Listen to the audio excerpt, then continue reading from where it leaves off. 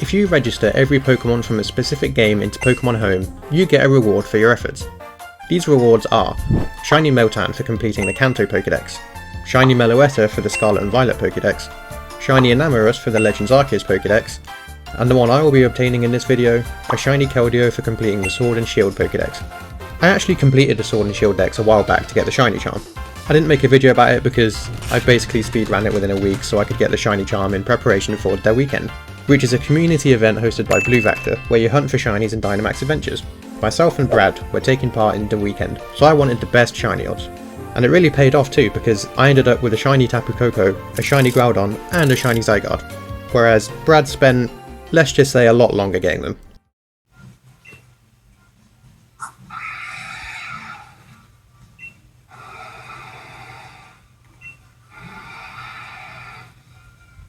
But enough about that, I'm looking to get this shiny Keldeo. I've never owned a Keldeo before, let alone a shiny one. Plus, I was yet to complete one of these home challenges, and on top of that, I still had most of the Pokemon in my boxes from when I originally completed the Dex. So I decided to go for it thinking it would be a nice quick little challenge that I could get done within a few days. So I loaded up my copy of Pokemon Sword, and I got to work.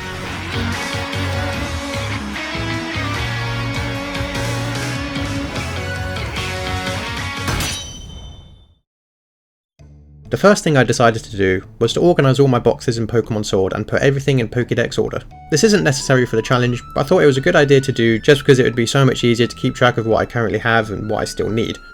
So I spent a good maybe 3 hours or so going through my boxes and organising everything I had into Pokédex order. I put my OBS into windowed mode and pulled up Cerebi on the side to put everything into order, leaving gaps for the Pokemon I still needed to obtain.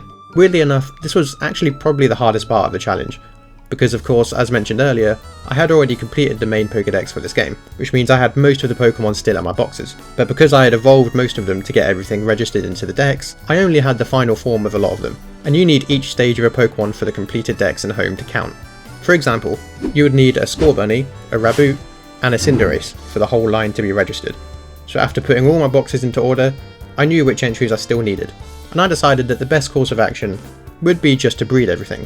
So sorry Ditto, but it looks like you're going to be working overtime.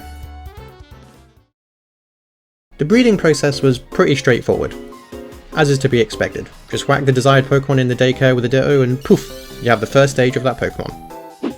There is an exception to this though. Some baby Pokemon require you to have the parent Pokemon hold a specific incense in order for the egg to be produced. For example, to get a Happiny, you need to breed a Chansey or a Blissey that is holding a Luck incense. Out of the Pokemon I still had in my boxes from before, I currently had 279, which means I only needed 121 more Pokemon in order to complete the base 400 necessary for the home Pokédex. So I spent the rest of the day cycling around the daycare, patching many eggs and filling in these gaps. And by the end of the day, I had all of the base Pokemon prepared for the final stretch of this challenge, which was to level everything up and evolve into the stages that I still needed. Now all I needed to do to get everything for this Galar Living Dex was to evolve everything, and my plan for this was simple. On my copy of Violet, I have a Crocodile that has been built mainly for raids, but works beautifully for soloing the Pokemon League, mainly because it has maxed out EVs in attack, as well as this very interesting ability called Moxie. Basically what this does is, every time it KOs a Pokemon, it gets a physical attack boost, meaning it just gets stronger after each Pokemon it battles. The max attack EVs paired with a high base power move like Earthquake pretty much guarantees a KO, as long as the opposing Pokemon isn't ridiculously tanky. And then it also gets stab on anything which is ground and dark, which is Crocodile's typing, so Crunch also works great for this strat. There's a reason this Cool Croc is one of my favourite Pokemon, but all of this optimism would quickly come to a halt, because after the first battle, I spammed through all the level ups and move learning, evolved the first handful of Pokemon, and then realised the error I had made. You see, in Sword and Shield, you can access your boxes without going to a PC from the menu, by pressing the right bumper. This put me under the assumption that I could switch my Pokemon out in between battles. I was planning to do a battle, evolve everything, switch my Pokemon out, and then evolve them too. Rinse and repeat. But that wasn't how this worked. It turns out, in the Pokemon League, you actually can't access your boxes. So I just thought, you know what, I'd rather just leave, and go somewhere else. But I couldn't. I was stuck inside the Pokemon League, like some child-friendly version of the Hunger Games. So I completed the rest of the league, and had to forcefully stop my Pokemon from evolving the rest of the way. It's time to stop! Now that I knew that idea was out the window, I had to come up with a new plan, and this plan was sort of the same thing, just instead of the Pokemon League, I made my way down to the Crown Tundra and fought the Pokemon there, as the wild spawns are around level 60 or so. So with this new flawless plan in place, I made my way through, leveling up all I needed to get the rest of the entries I needed for this living dex. I was nearing the end of the challenge now, and I was feeling pretty good about myself. All I needed was a Type Null, a Zamazenta, and a few trade evolutions that I could get some friends to help with, but that's when I made a horrifying discovery. The next day I began writing the script for this video, and while fact checking a few things, I made a discovery that would prolong the length of this little challenge. I was currently working on the base 400 Pokemon in the dex, which is great, no problems there. However, I had failed to know that not only did I need to complete the dex for the base 400, but I also needed to get all the Pokemon from the DLCs as well. So this challenge had basically doubled in length. Oh no! Oh no! With this piece of information, I was torn. Did I just stop the challenge and accept defeat? No, of course not. I've come too far to just give up now. So that very day, I loaded up Pokemon Sword, organised what I had in my boxes into Pokédex order, made my way over to the Isle of Armor, and started catching. My strat for these DLCs was pretty much the same. However, this time I had some experience and could streamline the process a little bit more. With Cerebi loaded up on the side, I could pinpoint where specifically in the Isle of Armor these Pokemon could be found. For time efficiency, I was only really concerned about catching one Pokemon from each evolution line, mainly because I was already used to breeding loads at this point, and in a number of cases, it would actually be easier and quicker to breed a Pokemon rather than catch multiple versions of it. Especially when it came to Volcarona. Genuinely, that thing took so long to catch, it was like trying to catch a legendary. Fun fact, when I was younger, I actually thought Volcarona was a legendary, due to the fact that in Black and White you'd catch it at the bottom of the Relic Castle, as a static encounter at level 70. Seems pretty legendary to me. Anyway, after traversing through the Isle of Armor, tracking down specific Pokemon and catching what I needed to fill up the dex, I found myself ready for the next step, which was to breed everything again. So as mentioned before, I made sure to catch one of each line. That way I could breed the rest, slot them into the correct places, and level them up to evolve them into the stages that I need. Just like before. And that's exactly what I did. That's how I spent the rest of the day, and by the end of the day, I had most things filled in. I was just missing a few things like version exclusives or Pokemon that were hard to find. But with it mostly being done, I decided that I would fill in the blanks in the cleanup stage, and just call it a day, getting ready to take on the Crown Tundra tomorrow.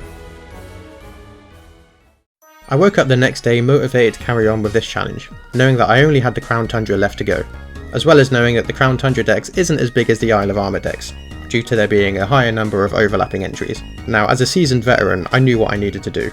I organised my boxes again to account for the new entries in the Crown Tundra. There wasn't many, but at least I made sure the things I did have were in the correct position. Then I proceeded to track down the remaining Pokemon, catch one of each, and continue with my regular scheduled programming. You know the drill by now. Catch one of everything, breed the rest, level those up into the desired stages. I once again spent all day doing this. But at the end of the day, there were still a fair few gaps that needed filling. So I'm currently in bed right now, finishing off these Pokédexes, and it's currently 12:30. I'm watching a video about why people are left-handed. It's just, you know, one of those nights, I guess. I've got most of these done, so I've got pretty much everything from the base dex up until about here. Then yes, I still need a few legendaries. You can see I need Zamazenta. I also need a Type Null and a Cubfu, so I'm going to have to look at ways to get them. And then this is where the Isle of Armor stuff starts. Again, you can see there's a few gaps, which most of these are sort of version exclusives, which I can get elsewhere, or things like trade evos and whatnot.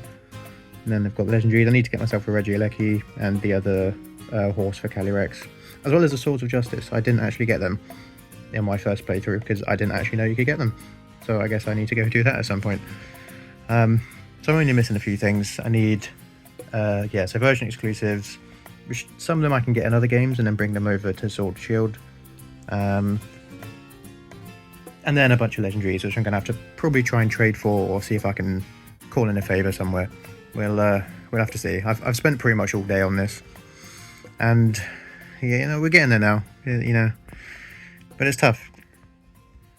All this just for a shiny horse. I woke up the next day planning to finish off this living dex. I only had a few more steps to go, and I decided to start by sorting out the version exclusives. Of course, with them being version exclusives, I could just trade them from people that have Pokemon Shield, but I decided to go a little bit of a different route. Thanks to the connectivity of Pokemon Home, you can transfer Pokemon across from other games. and a number of the Pokemon that I needed may not be obtainable in Pokemon Sword, but they are obtainable in other Pokemon titles that I own. However, there is one catch. In order for the home Pokédex to register the Pokemon in the Galar Dex specifically, the Pokemon has to originate from Sword and Shield, so it can detect if you just transfer it from another game. But there is something of a loophole that you can use to get around this. If you transfer an exclusive Pokemon in from, let's say, Scarlet and Violet, you can then breed that Pokemon and hatch it in Sword and Shield. As that newly hatched Pokemon is now from a Galar region, it would count in the home dex as from Sword and Shield. You can tell which game a Pokemon originated from by looking at this symbol right here. The Pokemon I still needed but could get access to from other games are as follows. The Bulbasaur line, which I know I have somewhere, the Clauncher line, which I know I have in Violet, the Skrelp line, which isn't available in Violet, but I do have one that I traded in to complete the Scarlet and Violet dex, the Porygon line, which I think I have in Violet, but if not, I know I have one in Legends Arceus, Spiritomb, which I can get in Violet, and the Garchomp line, which I can also get in Violet. So I'm going to go and grab those right now.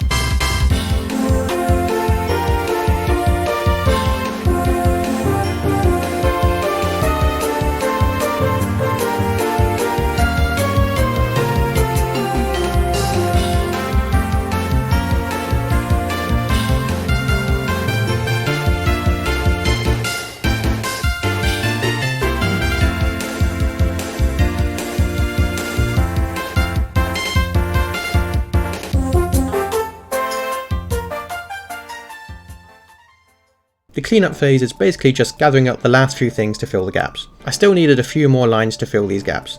These lines are Mienfoo, which you can actually get pretty easily on Challenge Road. I just never went there because I chose the other tower on my playthrough. Fomantis, which can only spawn during intense sun, so I had to wait a bit to get that. After those are ticked off to the list, I only needed the odd couple, like Absol, which only spawns in snowstorms, as well as the Kabuto line, which is a shield exclusive. Then I just had to worry about the legendaries. There was only a small list of legendaries I needed, but being legendaries, they aren't exactly easy to get your hands on. I can't just bring them in from Pokemon Go because, as mentioned earlier, they have to originate from Sword and Shield. And on top of that, you can't breed them either, so I couldn't use that strat too. The legendaries I still needed to get my hands on were Type Null, Zamazenta, Cubfu, Regieleki, Galastria, and 3 Swords of Justice, because when I played the Crown Tundra I didn't even know you could get them, so I still need to get them. Actually, while hatching an egg I managed to trigger a cutscene which I believe starts the quest for them. First one on the list of legendaries I need is Type Null. You do get given a Type Null in Sword and Shield, but as I didn't originally plan on doing this, I already evolved it into Silverly, and it's also unbreedable, so I don't really have a way to get Type Null. Zamazenta I technically don't actually need, because I already have it registered in home from when I originally borrowed it from someone to complete the Pokédex. But just for the purpose of having a full living dex, I would like one. But for now, I'll put that to one side and focus on the others. Cubfu is a similar situation to Type Null.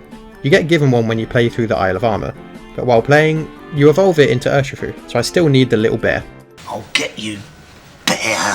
Regieleki is one I need because, while playing through the Crown Tundra, you can pick either Regieleki or Regidrago, and I picked Regidrago. I do have a Regieleki in Pokemon Go, but because it's from Go and not Sword and Shield, it won't count. And finally, Galastria, Calyrex's other horse that I didn't choose because I went with Spectria, the ghost one. And then of course the 3 Swords of Justice, which I can just go and complete the quest for. So in order to complete this Galar Living Dex, I need these legendaries, the Kabuto line still, and then a bunch of trade evos. But how was I going to get all of these legendaries? I could trade for them on the GTS, but that comes with a few issues. Number 1. Everyone asks for legendaries if they're giving you a legendary. Seems logical to be honest. The main problem with that is I don't have any legendaries to give them. Or if I do, they're the legendaries that I still need for the Living Dex. Number 2. If I ask for a Zamazenta, for example, I can't guarantee that it will be a Sword and Shield Zamazenta.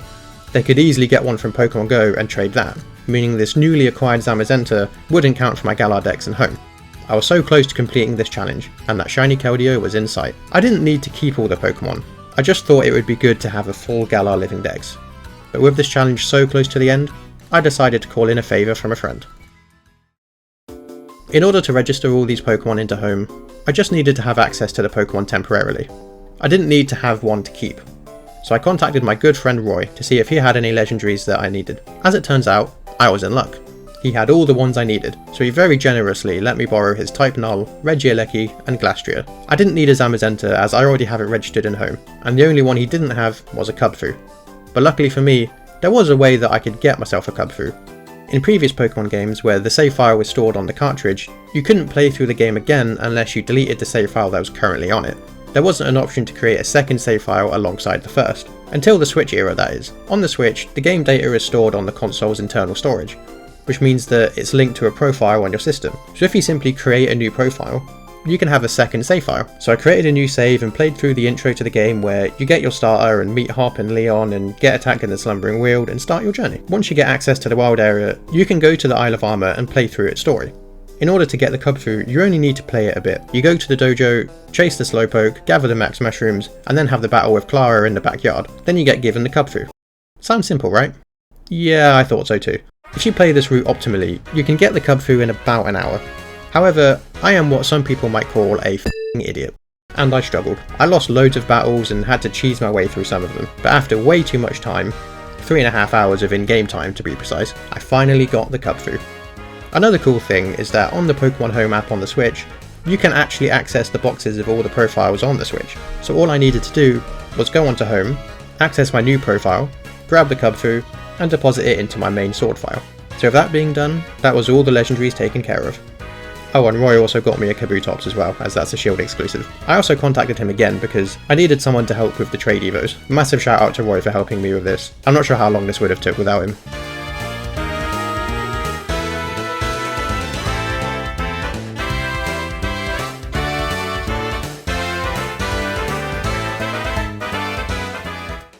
Now I just need to get the Swords of Justice, as I didn't get them on my first time through the Crown Tundra. Right, so I'm going to go and get the Swords of Justice. But before that, I need to grab the Gallade, mainly because that is my current False Viper. Right, off we go. So Sonia was here. Oh wait. 2% of the data. So do I just look for more footprints? Or do I go and ask Sonia? Oh, so it's 2% per one. I guess I just go around until I trigger a cutscene somewhere. Guessing it'll be somewhere in the snow, given that it's footprint. Is that it? Ah, so do I just keep following the footprint? Then how am I meant to see footprints in grass? Oh, hello.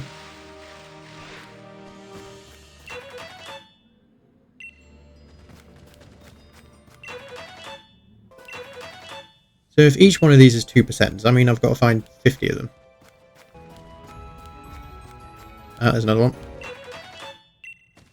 Okay, so is this where it goes onto the grass now?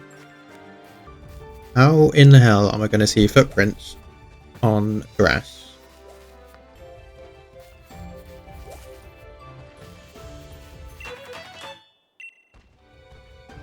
And there was one there. Oh, they look like flowers. Don't say I've missed a bunch of them. Oh, I have. Hey, 50%. We're halfway there. Living on a prayer. Oh, these are new footprints.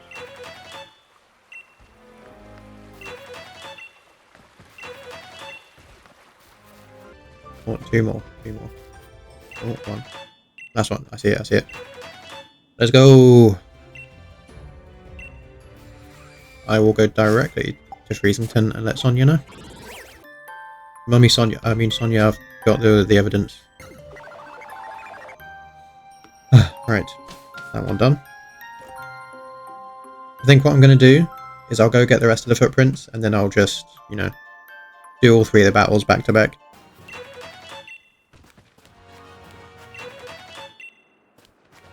Why can't they all be in snow? They're so much easier to find that way. They stick out so much.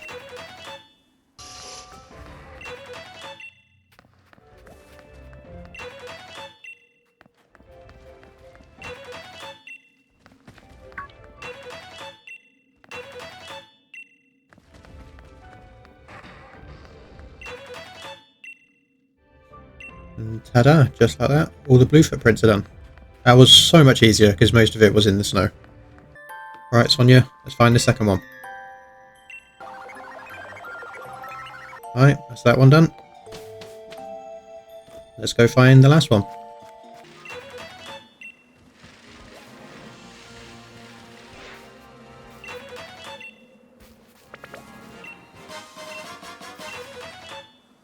And that is that. That's all the footprints. Now let's go back to Sonia. Right.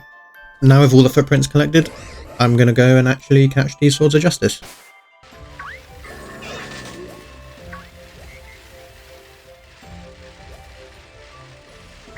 Ah, there it is.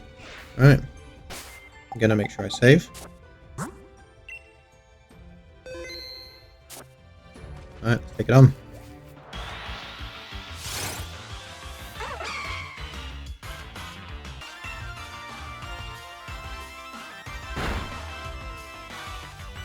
There you go, right, it's 1 HP. My Gallade is about half. Now I can just keep hurling some balls. There we go.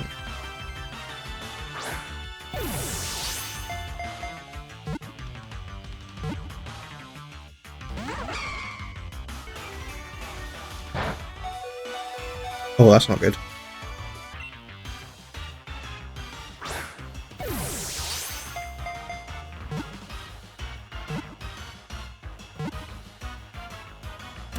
Hey!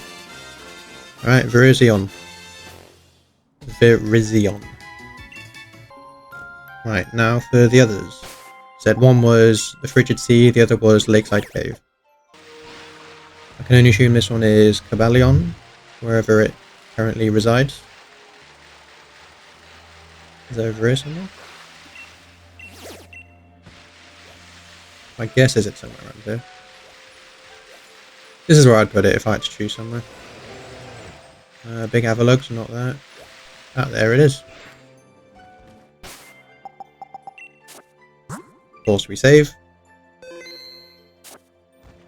And then we go.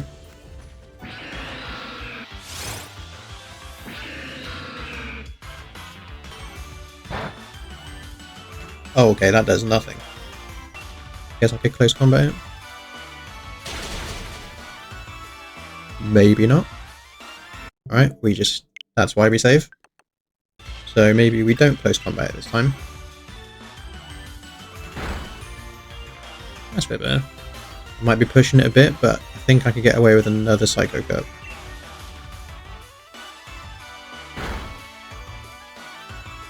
Oh, I just had to do a high roll, didn't it?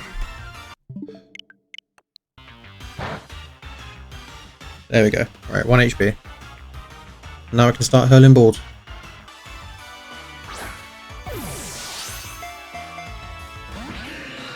Oh my god, it's not even shaking. Oh my god. Oh, please stay in the next ball, please.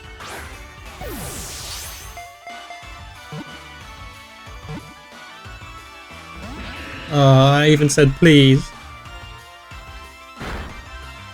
Oh, well.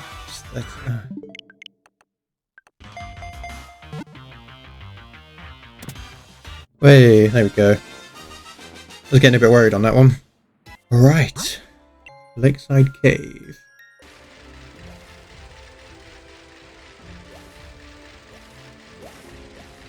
Oh, hello there, Terrakion. How you doing?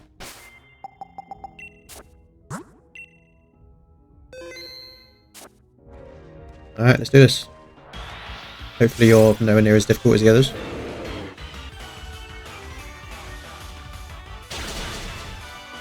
Jesus. I don't know, that was super effective. Okay, whoops.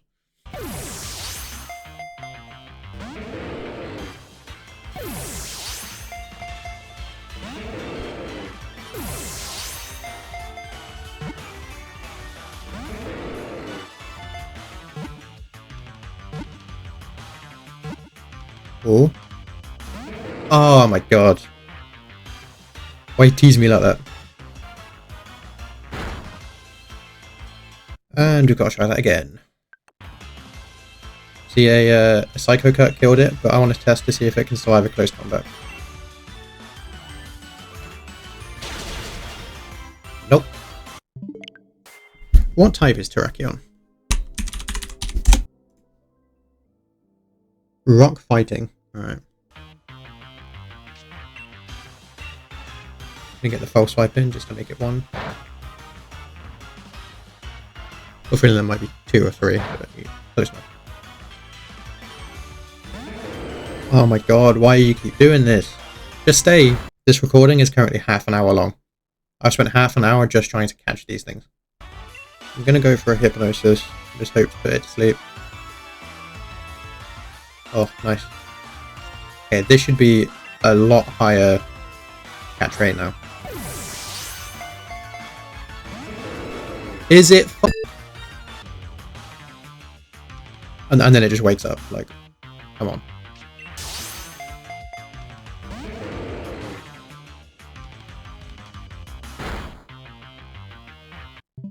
And looks like we're trying it once again. I'm actually just going to lie back in my chair. So I'm going to be here for a while, it seems. Oh, I hate Terrakion.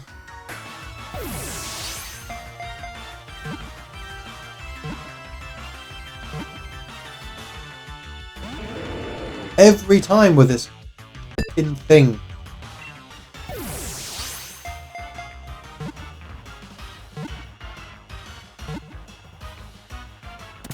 Hey! Terrakion's caught! That took way too long. How long is this recording? This recording is 40 minutes. That was not fun at all. So, the time has come. I now officially have a full living dex in my Pokemon Sword. Now all I need to do is just deposit it into Pokemon Home and claim the Shiny Keldeo. The catch with this is I don't have a premium subscription to Pokemon Home, which means I only have access to the one basic box that you get. So I'm going to have to do this one box at a time. So, it might take a while, but hey, it's probably worth it. I'll let you know how long it takes. Alright, the time now is officially 12:16, and I'm going to start doing these one by one. Let's see how long it takes.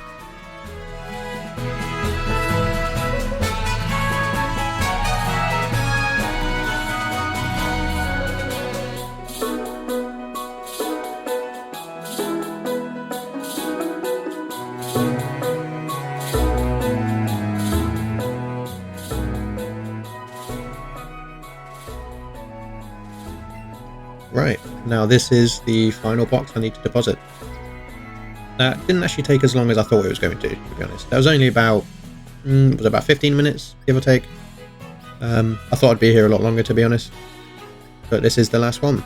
I did notice while I was transferring them that a number of the Pokemon had the Pokemon Go logo. And that's because I didn't check the origin mark of every single Pokemon I had. So, when I go into Home on my mobile app, there will be a few that I'll have to go back and redo and make sure they have the Gen 8 origin mark. But I'll have to check to see which ones they are. There'll be a handful. So once I'm done with this, I'll go and sort them out, I guess. I checked my Pokemon Home app on my phone to see which Pokemon I needed to redo. I had to redo a number of them because some of them didn't have the Galar origin mark, meaning they would count for a different Pokédex within Home and not the Sword and Shield Pokédex. I then wrote down all of the Pokemon I needed to redo and make sure they all had the Galar origin mark. And then, one by one, I ticked them off as I breeded them once again. So I've just discovered something weird, right?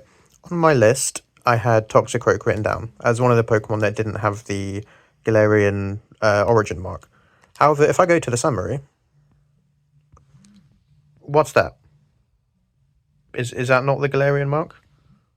That's like, how did that not register properly? I mean, I think I'll breed it again just to make sure. Maybe there's something wrong with the code of the Pokemon or something. I have no idea, but I just don't understand how that didn't register. But yeah. Okay, what is going on? This is a Gothitelle, which was supposedly, not from Galar, but again, I just, why are these not registering? I swear if I rebreed these and they still don't work properly, I'm gonna be mad. Right, I think I've worked it out, the whole origin mark thing, right? If I check the summary of this Hydreigon, it says it's from Galar, but I'm pretty sure, I mean, it says I mean, it's not the original trainer here, but I thought that maybe this came from Scarlet and Violet. So perhaps it just says Galar because it doesn't have the next logo there, basically. Because, of course, this came out before. So I think a lot of them might say Galar when they're actually not, because it's from a future game. So maybe that's to do with it. But all the ones I've written down, I'm still breeding and making sure they're definitely from Galar this time. So I guess only time will tell. Right, so I've now bred every single one of these Pokemon, because these are all the ones that didn't register into home properly. I still need to level them up and get them to the desired evolutions, but, you know, as you saw, a lot of them did have the Galar origin mark, but I'm hoping that's just more to do with, you know, maybe them coming from a future game, so it hasn't updated the logos. So I'm going to go level them up and hope that they actually count this time. Then all I had to do was simply level these newly bred Galarian Pokemon up until they evolved into their desired stages. And while doing this, I stumbled across something interesting.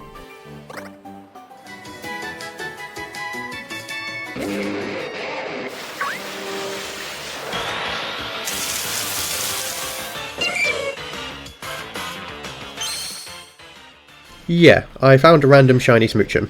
With the amount of Pokemon I was encountering to battle, I was kind of expecting at least one shiny to pop up. So now with my newly bred and leveled up Galarian Pokemon, I deposited them into home and crossed my fingers hoping that I'd done everything correctly. And hallelujah, your boy has done it. A full 100% complete Galar Dex, and the Shiny Keldeo was finally mine. Honestly, this little challenge took a lot longer than I originally expected it to, so I spent a lot of time working on this video. So if you enjoyed, make sure to hit that like button, and if you'd like to see more content like this, make sure to subscribe. I would like to do this again with a different game. Perhaps BDSP, being Saint Sinnoh and all, kinda makes sense, right? So let me know if you'd like to see that. But with that all being said, if you've made it this far, thank you so much for watching. I really appreciate it. Remember to like and subscribe, and I'll see you on the next one.